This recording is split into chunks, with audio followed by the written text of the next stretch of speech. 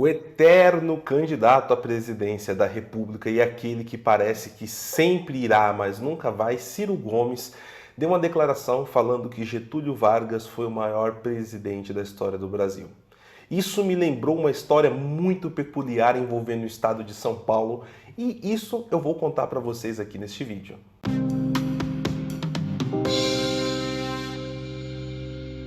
Olá meu caro, olá minha cara, sejam todos muito bem-vindos. Eu sou o Paulo Henrique Araújo e novamente um imenso prazer estar aqui com vocês. E, como sempre, já vou lembrando, se vocês não são inscritos no canal, inscreva-se. É rápido, fácil, prático e não dói nada. Bom, meus amigos, mas aqui indo direto ao ponto, nosso amigo Ciro Gomes deu uma declaração aí nas redes sociais do PDT, o Partido dos Trabalhadores, que Getúlio Vargas foi o maior presidente da história do Brasil. Bom, eu não vou me adentrar exatamente neste trecho, até porque é um tema que exige uma análise muito profunda e eu pretendo fazer isso em algum meio que possa aprofundar isso, trazer convidados para discutir um pouco mais aí sobre o golpe de Estado que Getúlio Vargas deu, depois o Estado Novo, enfim, toda essa parte.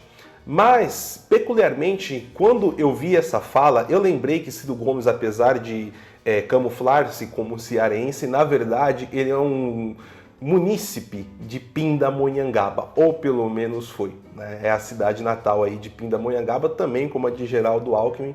E Ciro Gomes, né, como um bom político, ele deveria lembrar que o estado de São Paulo não guarda nenhum amor por o nosso amigo Getúlio Vargas e também como maior colégio eleitoral ele poderia pensar um pouco mais antes de falar. Isso, claro, dentro da visão de político profissional que Ciro Gomes é.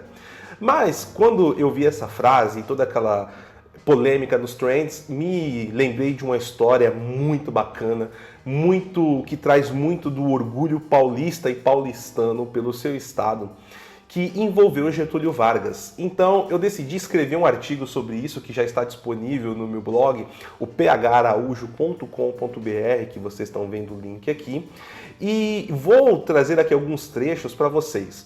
Mas como pano de fundo, a gente já pode começar aqui com a Revolução Constitucionalista de 32. É um tema que eu vou abordar em profundidade, quero fazer um vídeo especial sobre isso. Vou lançar no próximo feriado aqui do estado de São Paulo, onde é comemorado esse feriado, contando essa história em detalhes. Então, vou pular um pouco, mas em 1937, o Getúlio Vargas, ele usou aí de uma false flag, né, que é o plano Cohen. Depois eu também pretendo trazer esse um novo vídeo, mas se atendo aí ao que realmente vai ser pano de fundo aqui para o tema do nosso vídeo hoje, ele, em 1937, usando essa false flag, ele acabou aí com, vamos dizer assim, o poder de fato dos estados ou das unidades federais que nós tínhamos no Brasil. E em praça pública ele marcou um grande evento onde foi queimada as bandeiras estaduais. Tá? Então todos os estados ali teve as suas bandeiras queimadas e ficou proibido, tornando-se crime, hastear, portar ou expor em público as bandeiras de cada estado.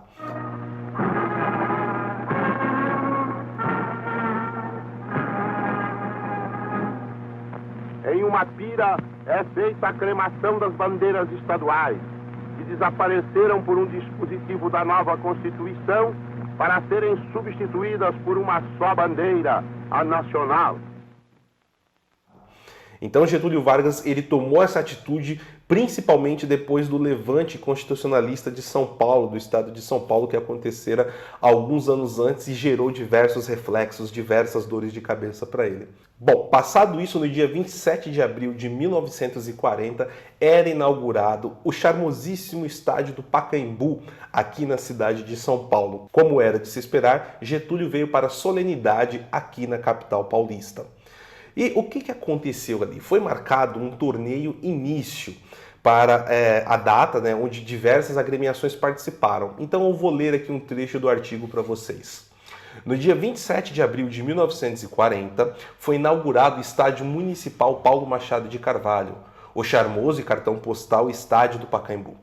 Para a solenidade de inauguração, foi promovido um torneio início que reuniu diversos esportistas, argentinos, uruguaios e peruanos, além de atletas do Coritiba, Portuguesa, Ipiranga, Juventus, Paulistano, Espéria, Corinthians, Germânia e Palestra Itália, dentre outros. Cada delegação que entrava no gramado era ovacionada por suas torcidas, principalmente o Palestra Itália, que hoje é o atual Palmeiras, o Palestra Itália aqui de São Paulo, e o Esporte Clube Corinthians Paulista, à época as maiores torcidas da cidade. No entanto, por conta da Revolução Constitucionalista de 32, várias feridas ficaram expostas entre o povo paulistano e o chefe do Executivo Nacional e já nesta época, ditador Getúlio Vargas. Então, meus caros, agora aqui que a coisa começa a esquentar, né? Tinha todo esse pano de fundo já, mas uma das últimas delegações a adentrar dentro do gramado e do Pacaembu foi a delegação do São Paulo Futebol Clube. E para quem gosta de futebol, acompanha, ou em algum momento com certeza já viu a bandeira do estado de São Paulo e as cores do São Paulo Futebol Clube são as mesmas, o vermelho, o preto e o branco. Então, o São Paulo, além de ostentar as cores da bandeira estadual, ele também leva o nome do estado. Então, quando surgiu a delegação do São Paulo, que não era uma das maiores, era uma delegação até pequena para a época, o estádio veio abaixo, sendo ovacionado a delegação São Paulina.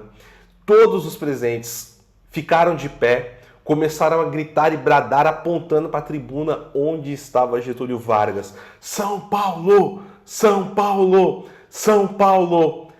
Isso foi, assim, um momento que ocorreu de todas as classes, podemos dizer assim, sociais, se a gente puder colocar dessa forma, ou de todos os setores do estádio, desde a arquibancada, as tribunas, bradava-se esse grito.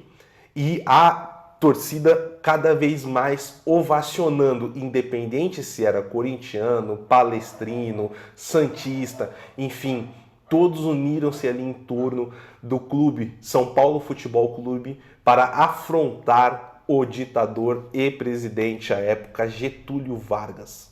E esse fato acabou não passando em branco, pois foi destaque de vários jornais nos dias que vieram posteriormente. Eu vou trazer aqui alguns destaques e algumas manchetes da época para os senhores. O jornal Folha da Manhã do dia seguinte também registrou o fato, abre aspas. O público esportivo propriamente dito demonstrou quanto é querido o São Paulo Futebol Clube, pois, ainda que apresentasse pequena turma, recebeu calorosas palmas, sendo o nome ovacionado deliberadamente. O Diário A Gazeta foi além e estampou o clube mais querido da cidade. Frase impressa ao lado da foto da delegação tricolor com a placa e bandeira do São Paulo. O mesmo se deu no Diário da Noite no dia 30 de abril. Acessando a coluna que foi escrito, o artigo que foi escrito, vocês conseguem verificar essas fotos também. Eu recomendo aqui vocês acessarem, o link novamente está no comentário fixado. Agora tem uma coisa peculiar nisso daí, que chega até a ser sarcástica, que o São Paulo ele ficou conhecido e até hoje é o slogan do clube, o mais querido. E esse slogan, o mais querido, foi cunhado, por ninguém mais, ninguém menos do que Getúlio Vargas, pois ele tinha ali uma grande capacidade de dissimular o que estava acontecendo. Nessa mesma data, disse que quando ele foi anunciado nos altos-falantes na tribuna, o público começou a vaiar. Ele virou aí para o então governador de São Paulo e disse: "Eu não sabia que você era tão impopular". E quando começou a torcida, nesse gesto de gritar São Paulo, São Paulo, e apontar para a tribuna onde Getúlio estava, todo mundo de pé aplaudindo e ovacionando, ele virou ali para quem estava do seu lado, seus assessores, e disse a seguinte frase: "Ao visto, este é o clube mais querido da cidade". Bom, sendo aí de fato se ele foi dissimulado ou não, é fato que essa fala de Getúlio espalhou-se aí como fogo no rastro de pólvora e ganhou esta alcunha, deu esta alcunha aí ao São Paulo Futebol Clube. E para não ficar dúvidas, nós temos aí uma pesquisa que foi feita nos primeiros 10 dias após este acontecimento. Eu vou trazer aqui para vocês. O DEIP, o Departamento Estadual de Imprensa e Propaganda aqui de São Paulo, promoveu concurso público aberto a todos os torcedores para saber qual era o clube mais querido da cidade. Os favoritos eram Corinthians e Palestra Itália, com torcidas mais numerosas do que a do São Paulo Futebol Clube na época. Porém, o resultado final do concurso, finalizado no dia 7 de maio de 1940, foi uma surpresa geral. No universo aqui de 11 mil e poucos votantes, o São Paulo ficou em primeiro com 5.523, o Corinthians com 2.671 e o Palestra Itália com 2.593. Você consegue ver ali todos os votos do primeiro ao 11º também no artigo. Bom, meus caros, então essa história ela é muito rica, é uma curiosidade que até poucos paulistas e paulistanos hoje sabem aqui que aconteceu na tarde de 27 de abril de 1940, na inauguração do estádio do Pacaembu. Getúlio Vargas nunca foi persona grata no estado de São Paulo e, ao que tudo indica, não será. Mas em breve trago mais histórias desse período com uma análise séria, destacando o que foi bom e o que foi ruim do período e sempre em busca da verdade dos fatos. Meus amigos, mais uma vez, se vocês não são inscritos, inscrevam-se aqui no canal. E eu gostaria de lembrar novamente que no dia 7 de abril estarei em Belo Horizonte, no primeiro simpósio conservador, com os amigos José Carlos Sepúlveda, Miguel Najib, Paula Marisa, entre outros. O link para o evento você também encontra aqui no comentário fixado. Meus amigos, sigam-me nas redes sociais que também estão aparecendo aqui e estou pronto aí para conversar e interagir com vocês sempre. Muito obrigado aqui pelo tempo e até a próxima!